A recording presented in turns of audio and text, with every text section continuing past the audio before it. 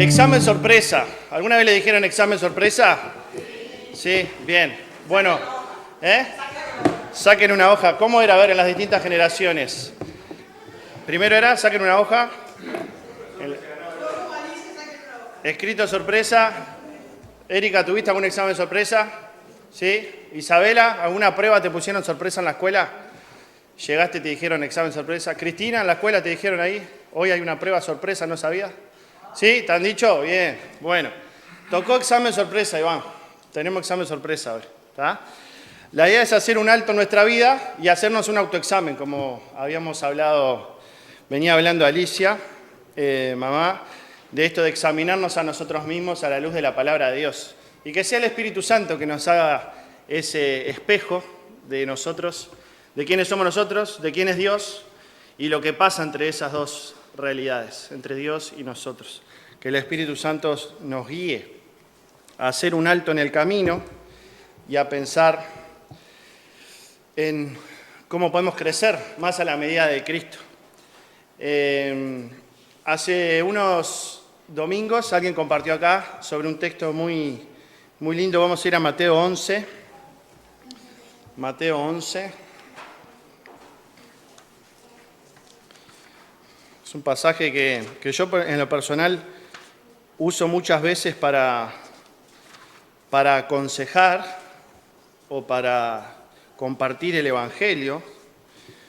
Me escucho a mí mismo repitiendo este pasaje de memoria, son esos pasajes que uno se sabe de memoria. Y si bien en un momento de mi vida fue realidad esto hacia mi vida, ¿no? A los 9 años cuando me entregué a Cristo, digamos, en ese acto de conversión personal, siempre es un pasaje que yo lo uso para aconsejar a otros, ¿no? Y a veces, muchas veces cuando estudiamos la Biblia podemos olvidarnos que la Biblia primero es para mí. La Biblia no es un libro de información, no es un libro para tener en la mente, sino que es un libro de transformación, es un libro para tener el corazón, para obedecerlo, para vivirlo, ¿sí? Es un libro vivo, la palabra viva que transforma. Entonces este texto te quiero invitar a leerlo para uno, ¿sí? Pensándolo para mí lo pensé. Mateo 11, del 27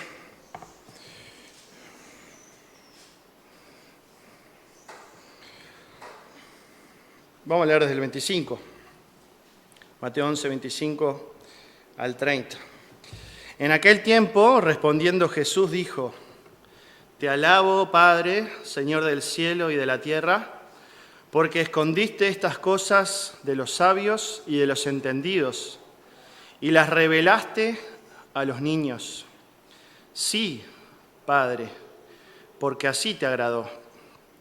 Todas las cosas me fueron entregadas por mi Padre, y nadie conoce al Hijo sino el Padre.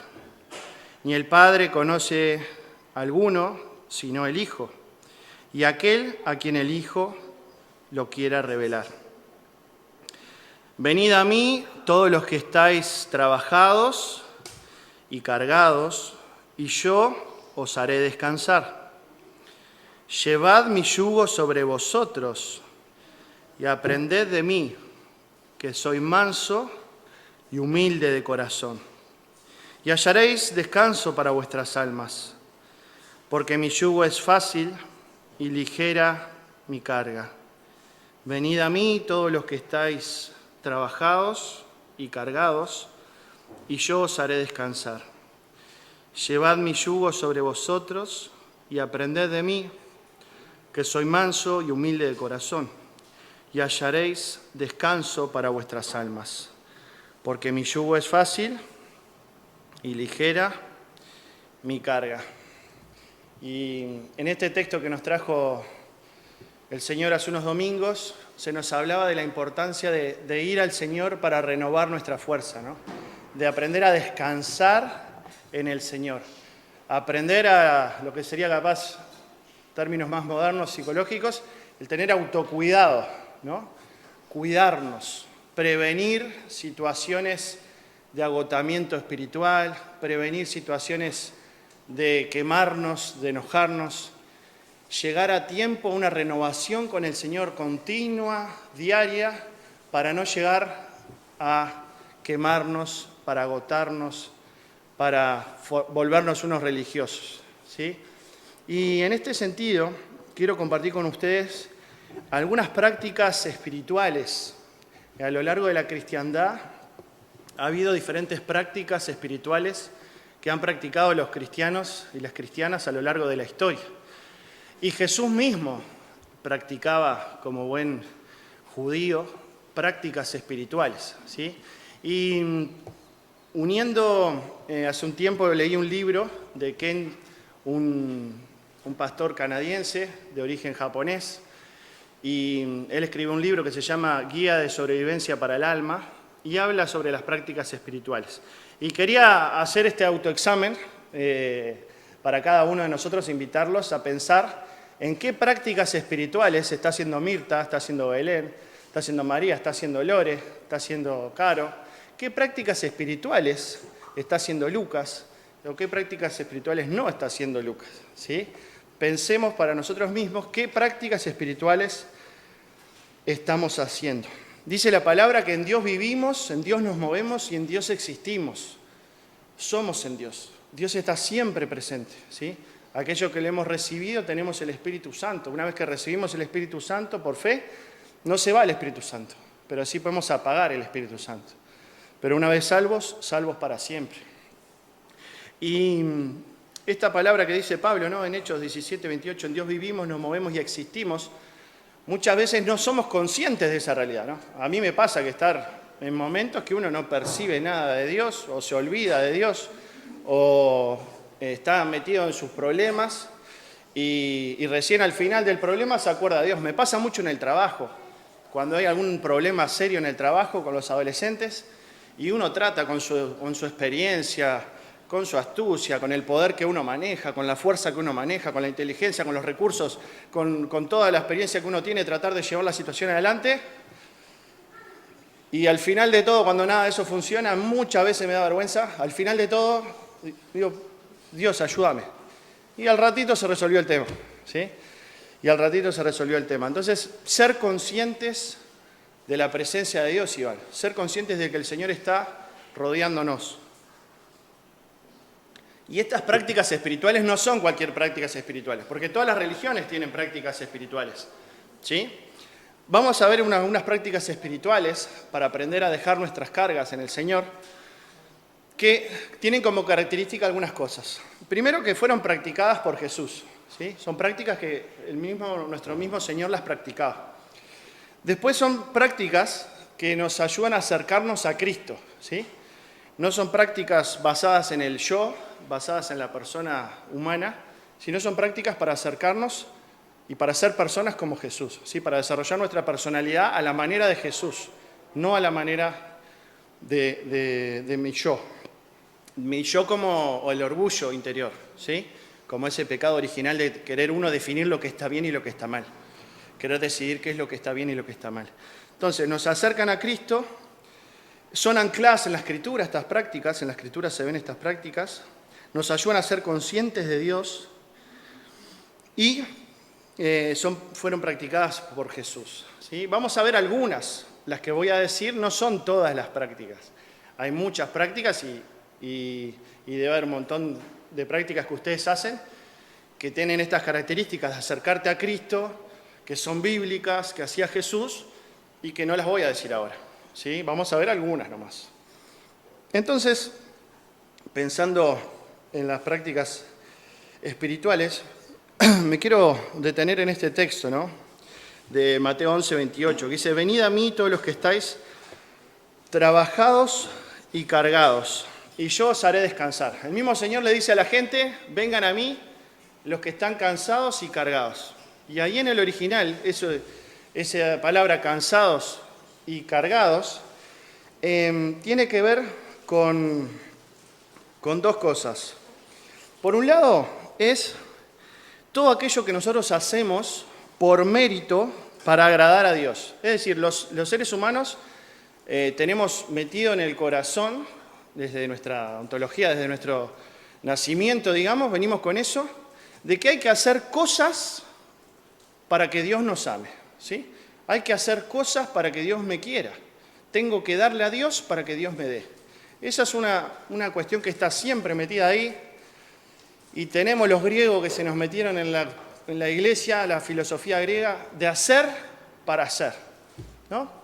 Y otra línea esa es una de las cargas que tenemos que llevar al Señor, el hecho de hacer cosas para que Dios nos ame.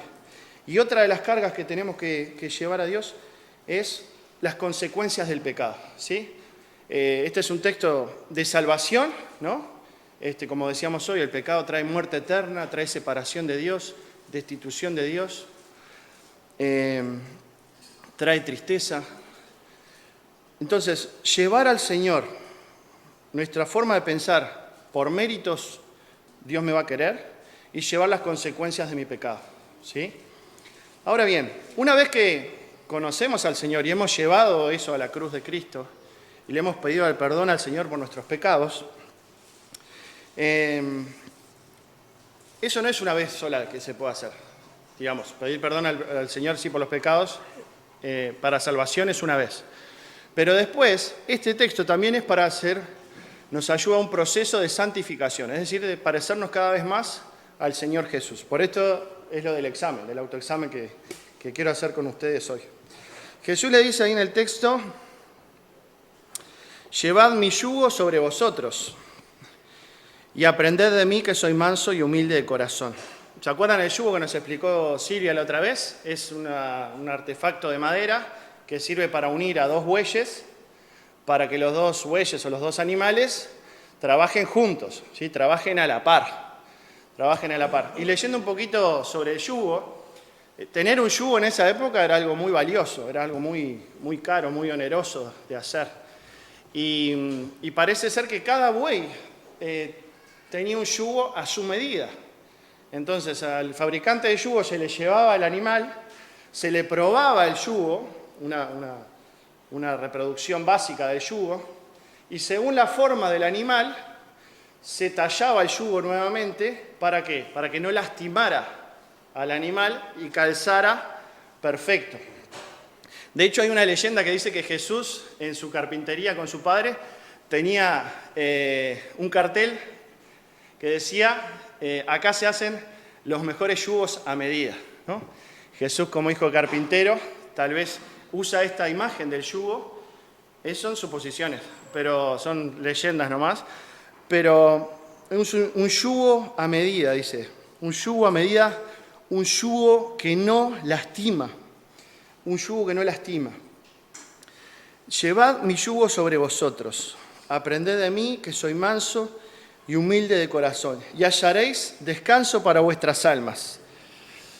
En esa época, el pueblo judío tenía los 10 mandamientos, y alrededor de los 10 mandamientos habían puesto un montón de leyes humanas para no transgredir esos 10 mandamientos. ¿Sí? Eran como vallas, como barreras que se ponían antes de los 10 mandamientos para no llegar a violar el mandamiento.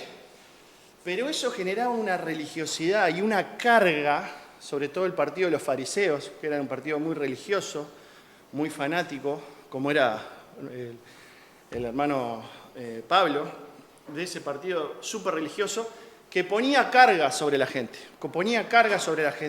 ponía peso arriba de la gente. Y la gente venía pensando que tenía que hacer cosas para agradar a Dios, que tenía que hacer para poder ser.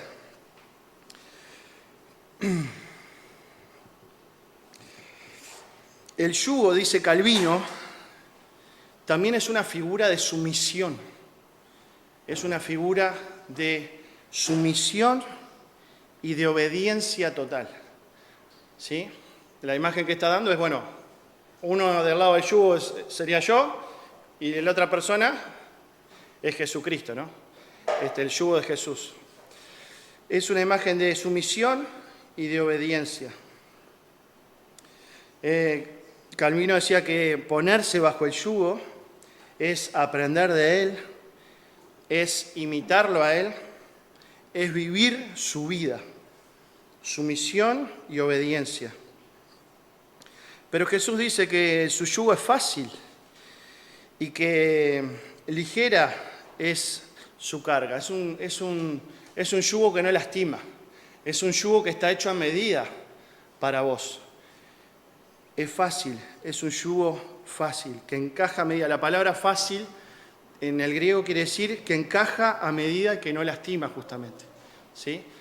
Es un yugo que el Señor nos pone, que es fácil, que encaja a nuestra medida, que no lastima, porque vamos con Él, llevando ese yugo.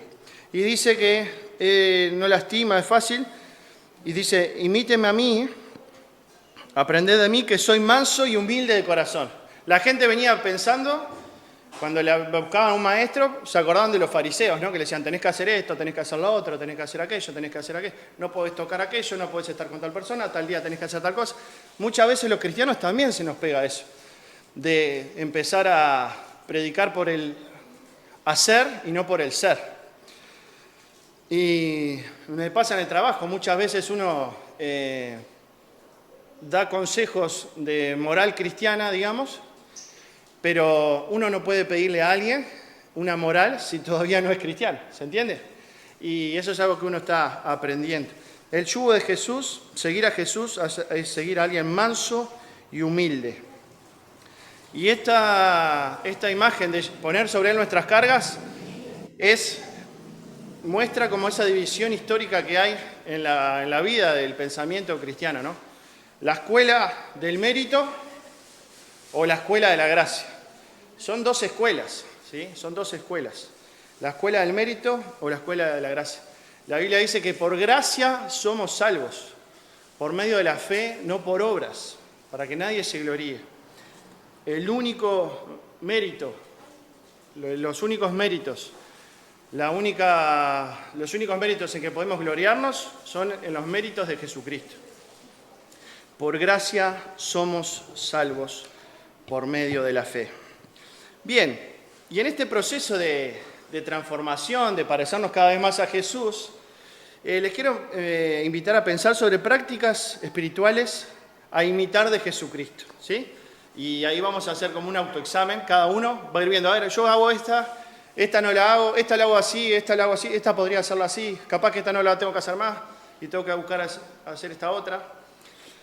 Son prácticas espirituales para disfrutar de la presencia del Señor, ¿sí? No son cosas para hacer justamente como estamos explicando. No es que yo hago más prácticas espirituales y por hacer la práctica en sí mismo estoy más cerca de Dios. No, son prácticas espirituales para estar en la presencia de Dios. Hay un autor que dice que son prácticas para escuchar la música del cielo.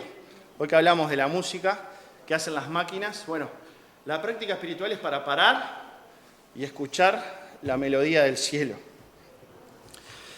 Una de las prácticas que practicó Jesús, es la meditación o la soledad, ¿sí? La meditación, la soledad, el retiro, para escuchar la música del cielo. Tiene que ver con tener un momento de oración profunda con el Padre, de saborear la sensación de saberme amado incondicionalmente por Dios, ¿sí? Esos momentos donde uno está con el Señor en intimidad y se siente amado incondicionalmente por Dios. No por lo que hice, no por lo que hago, no por lo que haré, sino por amor y gracia incondicional. Y ese tiempo de meditación que podemos tener diariamente, algunos lo tienen de mañana para no olvidarse, otros lo tienen de noche para tranquilizar los pensamientos y poder dormir, ayuda a callar las presiones, las voces que no son de Jesús y a enfocarnos y a escuchar la voz del Señor. Ayudarnos a enfocar en la voz del Señor. Me acuerdo en la adolescencia, mis padres me habían regalado un librito que era 30 días con Pedro. Y después había otro que era Tu andar diario juvenil. Y me acuerdo que un mes lo cumplí así, vine de un campamento y todos los días leía Pedro, me levantaba temprano. Y yo siempre me acuerdo que era un fuego, ese mes era una cosa impresionante, todo lo que me pasó en el liceo para bien, y eso por buscar ese momento, ¿no? Y cada uno de ustedes puede identificar momentos de meditación, de silencio, de apartarse de todo, de sacar el celular, dejar el celular lejos, apagarlo, desaparecer de los vínculos para vincularnos con el Señor, ¿no?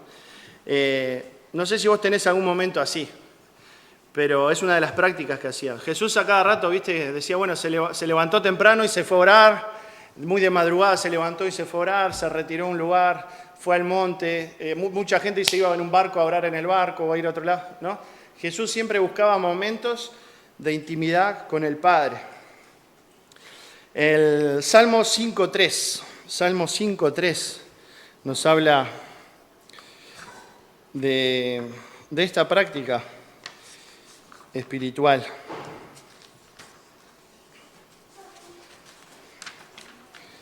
Salmo 5.3.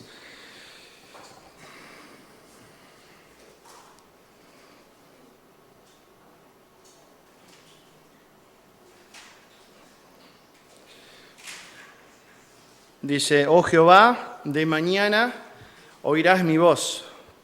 De mañana me presentaré delante de ti y te hablaré. ¿Dice eso? ¿Dice eso? No, mentira, les estoy mintiendo. Chequénlo porque les estoy mintiendo.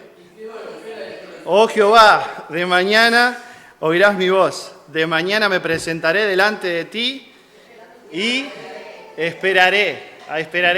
Muchos salmos hablan de esto, de esperar, de hacer silencio, de estar quietos, de escuchar su voz. Y hay una disciplina espiritual que hemos aprendido, que es el tema de orar la palabra. Orar la palabra. Y no sé si les pasa, me pasa solo a mí, pero imagínate que haces todo eso, te vas a un lugar apartado, dejas el celular, empezás a orar. ¿Es fácil empezar a orar? A veces sí, pero a veces es como una lucha en los pensamientos, ¿no? Por lo menos a mí me pasa, empiezo a orar y me empiezo a acordar qué tengo que hacer, qué voy a comer, que le hablé mal a Brenda, que esto, que lo otro, y se te va la oración, ¿no?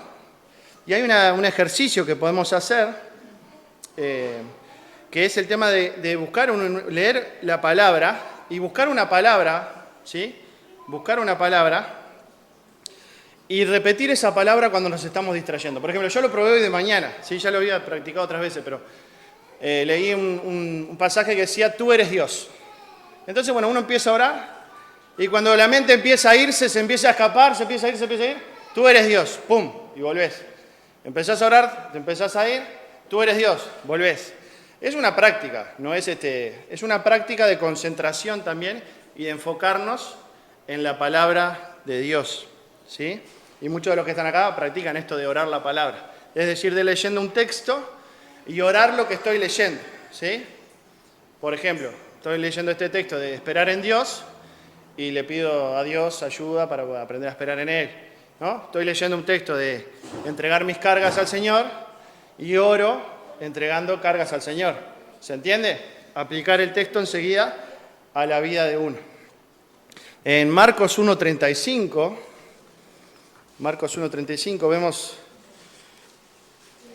esto que hacía Jesús como práctica espiritual de meditación, de irse a un lugar solitario.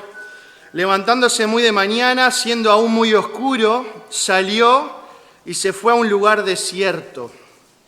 Y allí oraba. Esto es espectacular porque había pasado un montón de cosas antes del día anterior y Jesús se levanta de madrugada y se va a un lugar desierto y allí oraba. Entonces, primera práctica espiritual, meditación, irnos a un lugar solos, orar en soledad. ¿Quién practica algo de esto? Levante la mano. Levante la mano ahí. Foto. No, vamos a sacar. Bien. ¿A vos te gusta orar vinculado a un ejercicio físico, por ejemplo, nadar? Bien, eso también, las posturas físicas o el entorno que uno genera, también nos puede ayudar. Bueno, ahí depende cada uno, ahí va. Puede ser la hamaca paraguaya, puede ser caminar, puede ser nadar, puede ser estar sentado, puede ser, no sé, parado para no dormir, ¿no? A veces tocar un instrumento, es verdad, a veces tocar una melodía, escuchar una alabanza antes.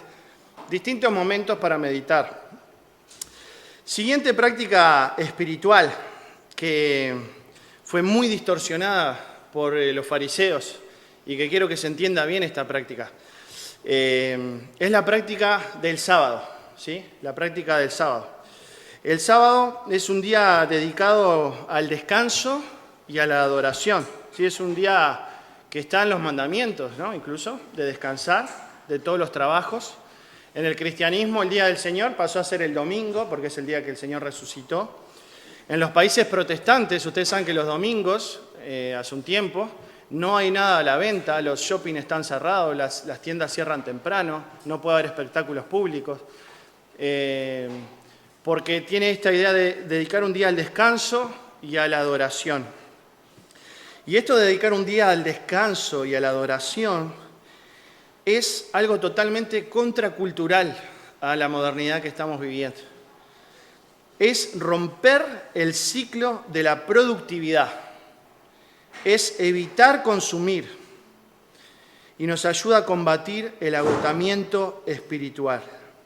No hacer de lo que yo hago lo central en mi vida, ¿sí? Si yo estoy descansando y estoy adorando, no estoy produciendo, no estoy consumiendo, no estoy creando, sino que estoy descansando y adorando. Eso quiere decir que me ayuda a hacer una pausa y no hacer de lo que yo hago lo central en mi vida.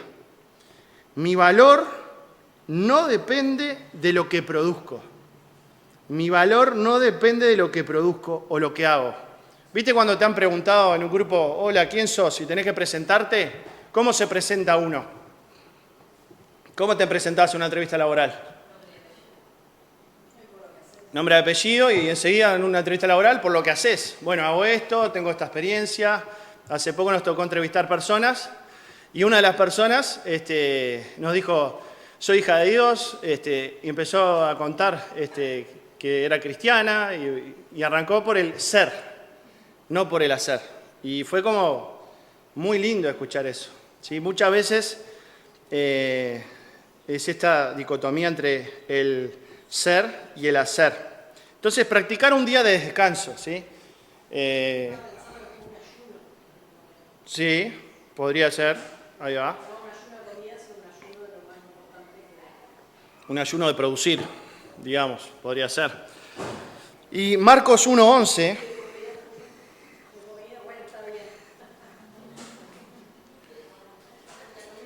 Marcos 1:11, en esto de quién soy y qué hago, el Señor, ¿se acuerdan cuando Jesús es bautizado? En Marcos 1:11 dice, y vino una voz de los cielos que decía, tú eres mi Hijo amado, en ti tengo complacencia. Tú eres mi Hijo amado, en ti tengo complacencia.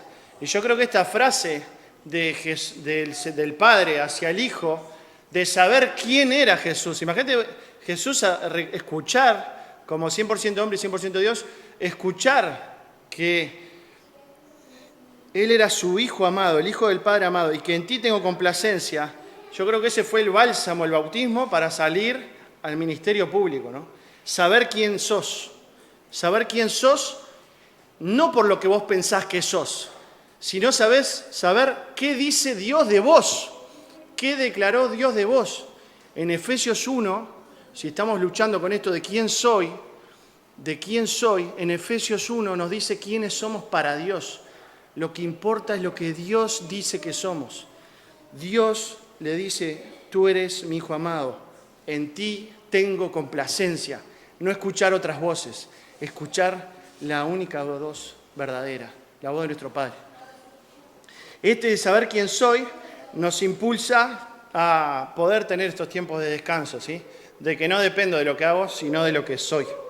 Marcos 2, 27 y 28. Marcos 2, 27 y 28. Los fariseos habían ido de mambo con esto, ¿no? Y Jesús tuvo fuertes discusiones con este tema del sábado religioso, ¿no? El sábado mal entendido. Y acá Jesús lo deja bien claro. También les dijo, el día de reposo fue hecho por causa del hombre y no el hombre por causa del día de reposo. Por tanto, el Hijo del Hombre es Señor aún del día del reposo. Entonces, te quiero preguntar, ¿Cuándo fue la última vez que paraste 24 horas? Que dejaste de producir por 24 horas, que dejaste de hacer por 24 horas.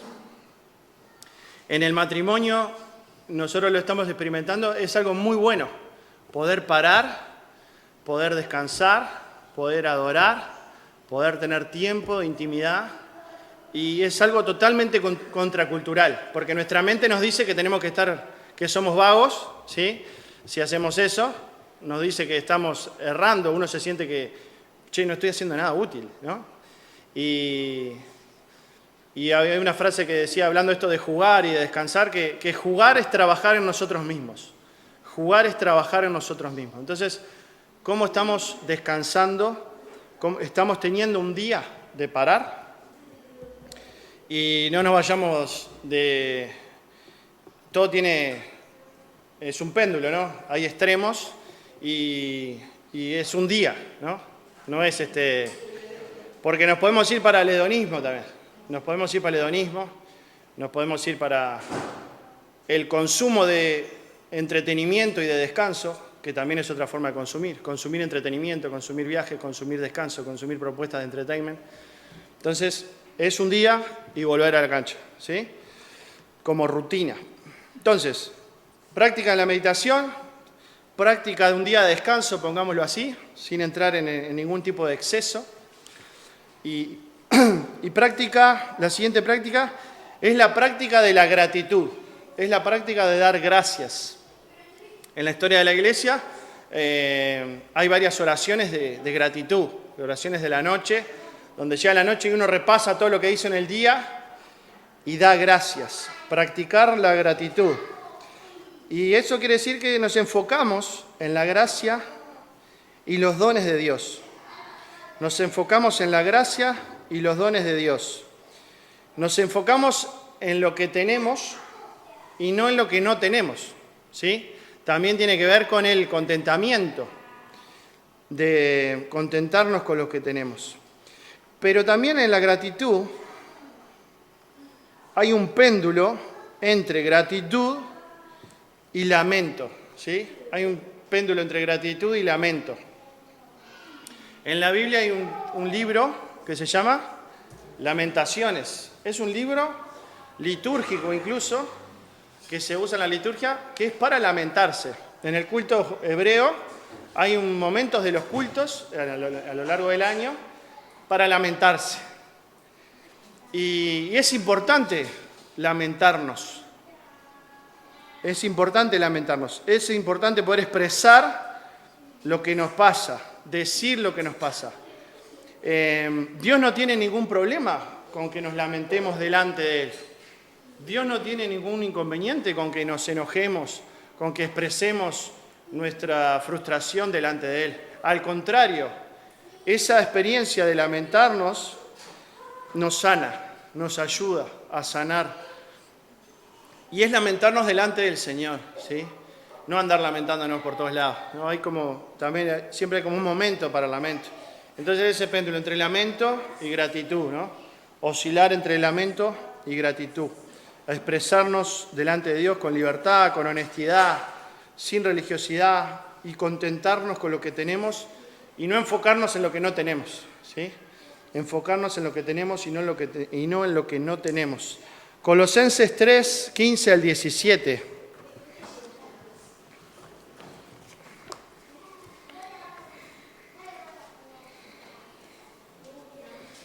Colosenses 3.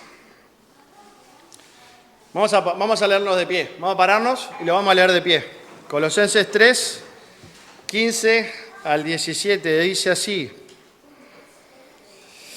Y la paz de Dios gobierne en vuestros corazones, a la que asimismo fuisteis llamados en un solo cuerpo, y sed agradecidos.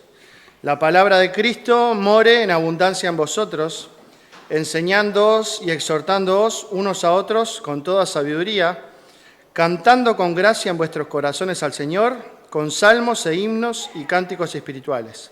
Y todo lo que hacéis, sea de palabra o de hecho, hacerlo todo en el nombre del Señor Jesús, dando gracias a Dios Padre por medio de Él. Podemos tomar asiento. Ser agradecidos como práctica espiritual. Meditación, la segunda que era.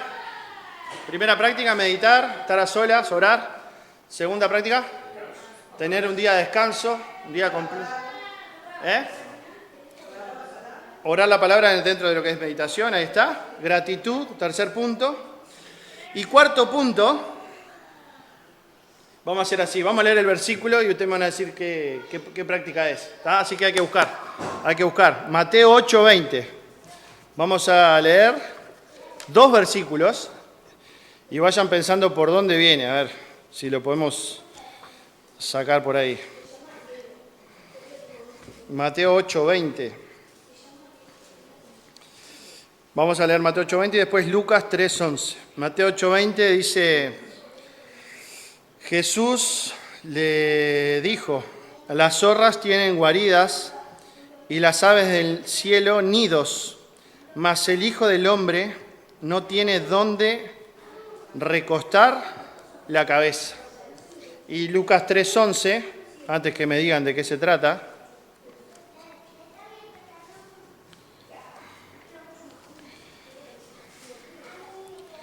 Lucas 3:11 es la predicación bautista, ¿no? De Juan, una predicación súper práctica y donde se muestra el verdadero arrepentimiento.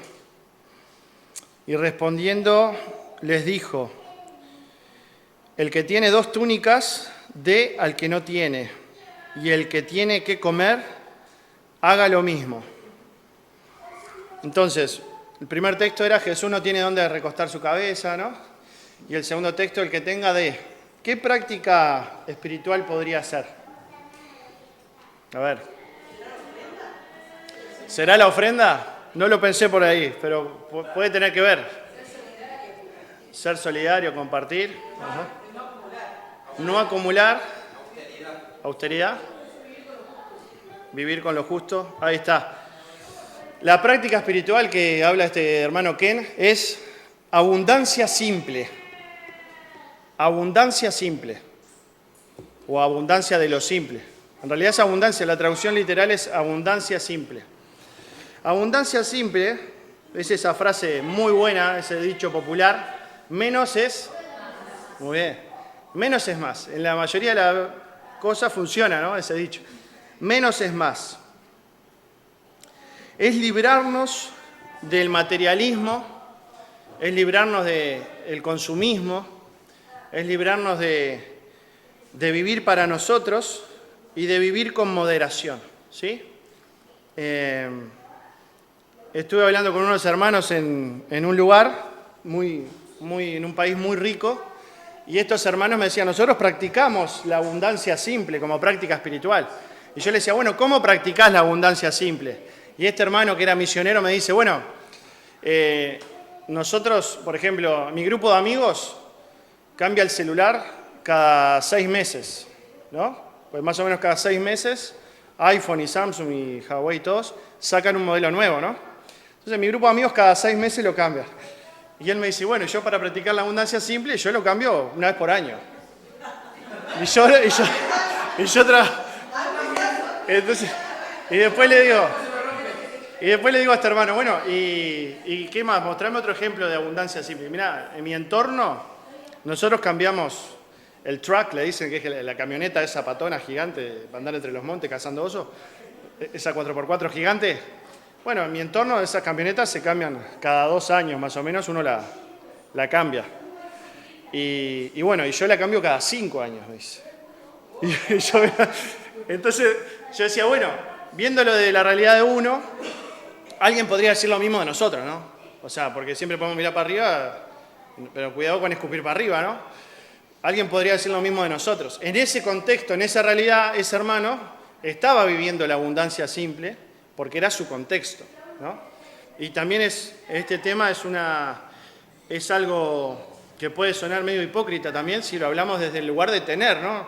Si tenemos las necesidades básicas, podemos ser hipócritas también hablar de esto, ¿no? Hoy había una persona acá durmiendo en la puerta de la iglesia, pero durmiendo. Entonces hay que tener, no ser hipócritas y que cada uno se rasque donde le pique, ¿no? Se rasque donde le pique. Mabel. Me pasó esta semana que una señora pasa solamente por casa en bicicleta, a veces tiene ropa para vender, y bueno, yo le acerco las cosas y la Biblia. Pero lo que más me pide es una Biblia, que yo ahora te llevo. Y entonces lo que le doy son presento algo y esa revista de cristiana. Ella está contentísima, pero son me regaló dos plantitas, una de raja y una de tomate. Me emocionó porque dije, lo poco que tiene esta señora, me regaló dos plantas. El amor, el dar, el recibir. Y bueno, fue un día de gozo para mí. Qué bueno, gracias por compartirlo. Y la próxima práctica espiritual tiene un poco que ver con lo que está introduciendo Mabel. El tema del servicio. El servicio como práctica espiritual. Y el servicio, Calvino dice, es derramarnos por los demás. Derramarnos por los demás. Es impresionante esa expresión de derramarnos por los demás. Es interesante porque derramarnos, para derramar antes, ¿qué tiene que pasar? Hay que estar lleno. A veces nos vaciamos por los demás, ¿no? Y no tenemos mapa. Entonces es derramarse, es estar lleno, ir al Señor, renovarnos en el Señor, y eso genera un derrame hacia los demás, derramarnos por los demás, compartir el amor de Dios y hacerlo más allá de nuestra ambición personal, hacerlo más allá de nuestra ambición personal. Y el maestro lo dejó bien claro, nuestro Señor, Mateo 20, 28.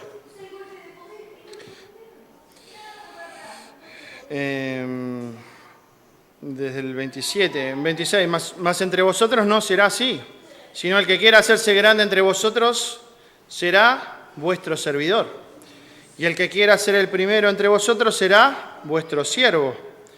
Como el Hijo del Hombre no vino para ser servido, sino para servir y para dar su vida en rescate por muchos. Y yo me puse acá, para mí, servir sin selfie. Servir sin selfie.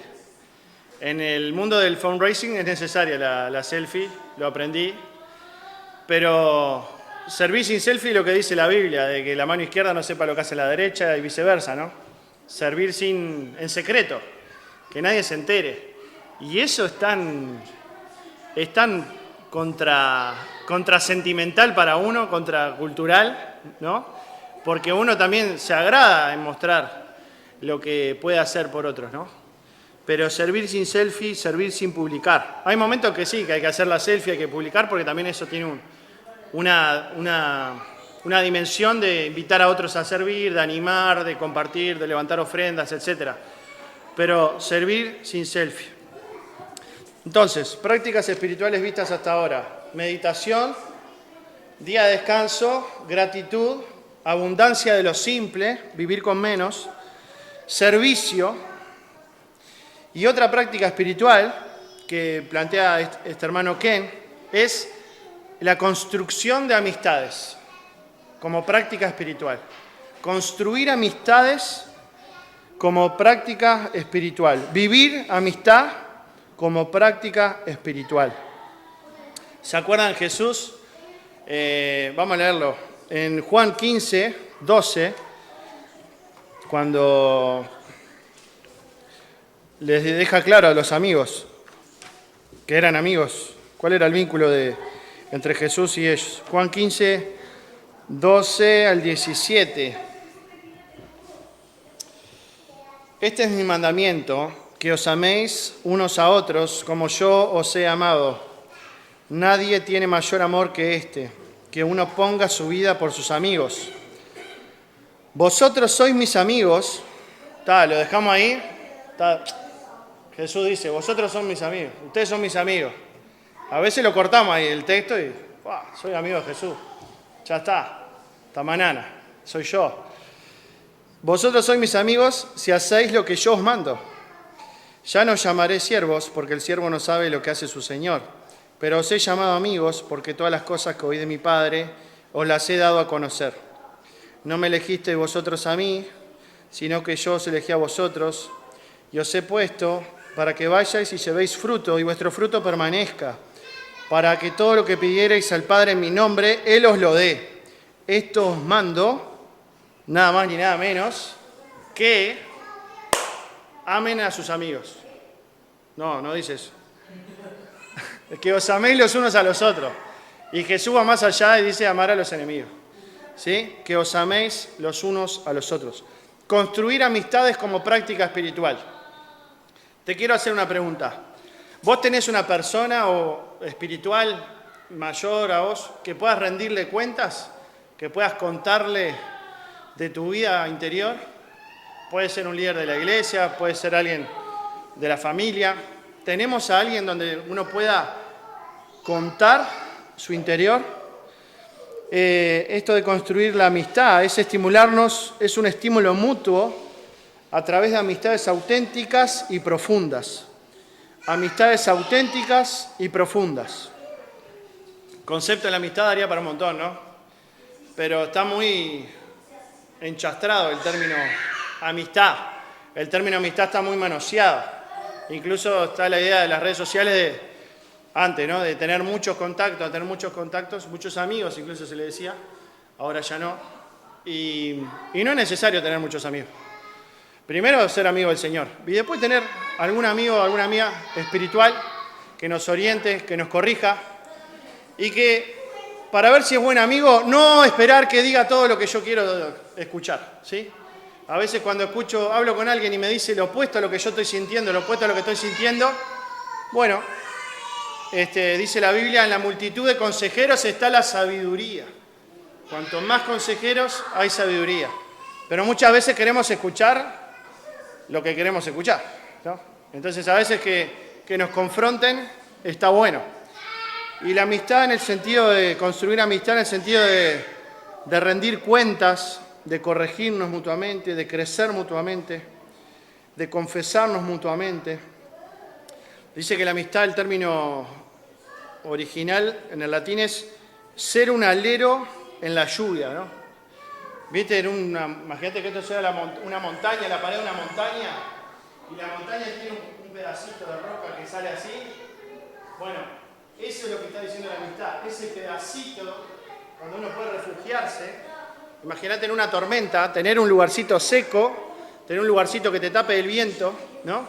La amistad como esa imagen de tener ese lugar para refugiarnos. Entonces, hermanos, gracias por la paciencia. ¿Y qué aplicaciones personales tiene esto, no? ¿Qué aplicaciones personales tiene esto del autoexamen que nos estamos haciendo? Estamos pensando, cada uno, mientras estamos conversando, hablando, cada uno está pensando, falta tal práctica espiritual, no dije todas, faltan un montón, hay otras que ni las sé. Y cada uno está pensando, bueno, qué tiene que mejorar, qué tiene que dejar.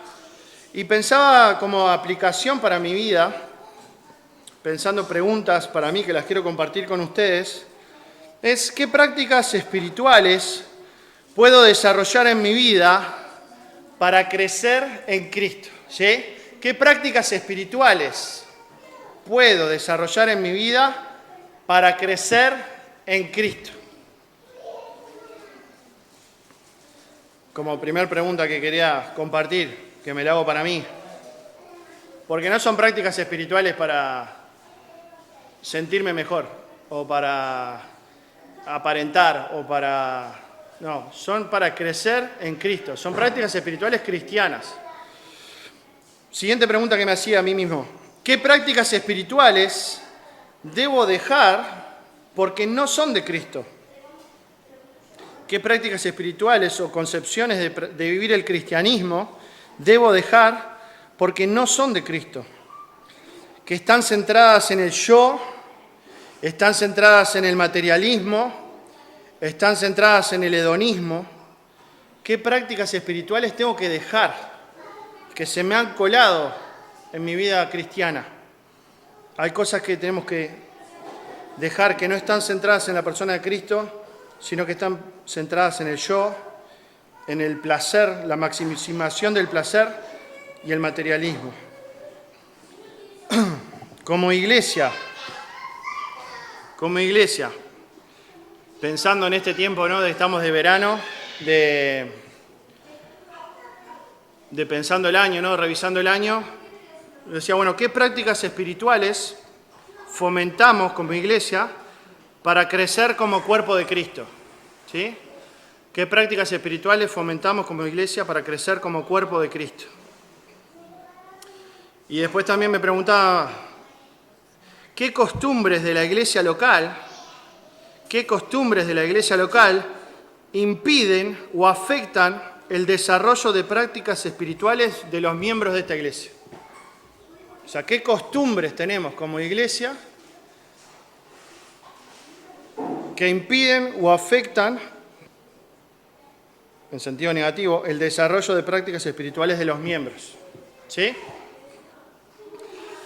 Como sociedad, preguntarnos cómo nuestras prácticas espirituales afectan a la sociedad. ¿Nuestras prácticas espirituales pueden afectar a la sociedad? ¿Se acuerdan Daniel y sus amigos? ¿Por qué lo pescan a Daniel? ¿Cuál fue el problema? ¿Cómo se dan cuenta de Daniel? ¿Se acuerdan? Daniel fue trasladado, exiliado, cautivo a Babilonia. ¿Y por qué lo enganchan a Daniel? ¿Cómo lo acusan? Oraba 3 veces al día, ¿no? Oraba 3 veces al día. No comía la comida, ¿ahí va? ¿Lo que, Cristian? En realidad se había mandado a orar solo al emperador, ¿no? Solo a al rey. Y Daniel oraba a su rey, a su Dios. Dice que habría incluso, porque yo siempre pienso, Daniel podría haber orado, cerrar la ventana, ponerse mirando a Jerusalén, ¿no?, esa costumbre, porque estaba el templo allá, tenía esa forma templocentrista de pensar. Pero Daniel abría la ventana, salía al balcón, ¿no?, ponía ahí la oración 3 veces al día. Entonces yo pensaba que, conociendo la historia de Daniel, ¿no?, todo lo que implica practicar el cristianismo y la importancia de practicar nuestro cristianismo públicamente. Incluso estamos muy acostumbrados a practicarlo acá, en un lugar cerrado, pero la importancia de practicar nuestro cristianismo públicamente. Y el practicar nuestro cristianismo públicamente, tener cualquiera de estas prácticas espirituales, no nos va a traer alabanza, bendición, no. A Daniel, ¿qué le pasó? Le costó un montón, ¿no? Llevaron a la cárcel, todo lo que pasó.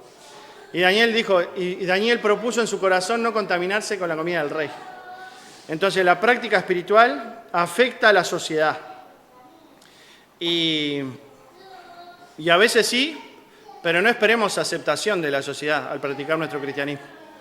A veces sí, pero si practicamos todo nuestro cristianismo, muchas veces no, porque es contrario a lo que este mundo predica. Y después como sociedad, como preguntas hacia la sociedad en esto de las prácticas espirituales, me pregunto, ¿qué prácticas espirituales que no son de Cristo debemos rechazar de nuestra sociedad? Nuestra sociedad tiene prácticas espirituales que no son de Cristo. Y no todo vale. Tenemos que amar a las personas, tenemos que bendecir a las personas, ser tolerantes, pero no todo es lo mismo.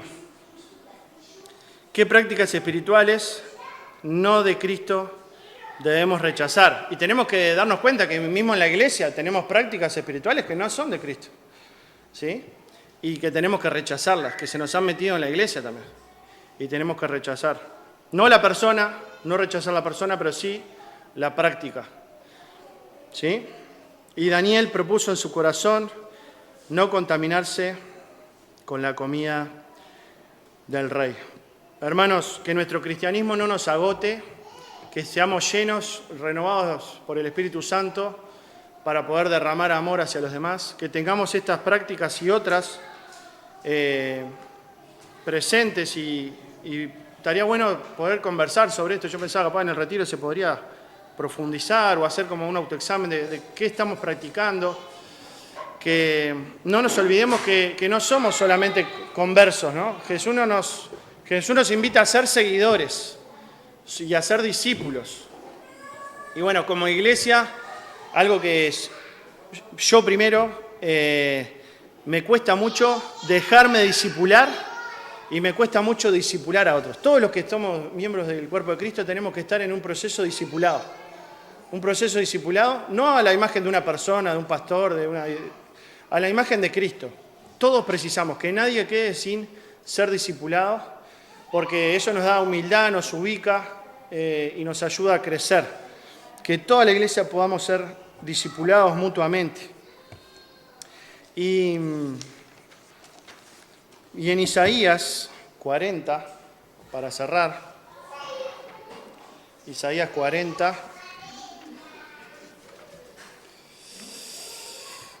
le voy a pedir a Melba que pase para terminar orando, luego de leer este texto bíblico. Puedes pasar, Melba, para acá. Vamos a ponernos delante de pie de la palabra del Señor. Vamos a leer este texto y poder cerrar con un tiempo de oración, que el Espíritu Santo nos siga ministrando y nos siga conformando a la imagen de Cristo, no a la imagen de este mundo. Que podamos seguir renovando nuestra mente, nuestro entendimiento a la imagen de Cristo. Isaías 40, 29.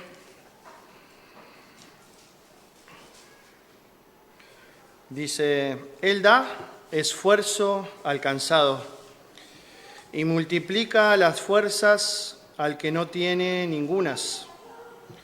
Los muchachos se fatigan y se cansan. Los jóvenes flaquean y caen. Pero los que esperan a Jehová tendrán nuevas fuerzas. Levantarán alas como las águilas. Correrán y no se cansarán. Caminarán y no se fatigarán.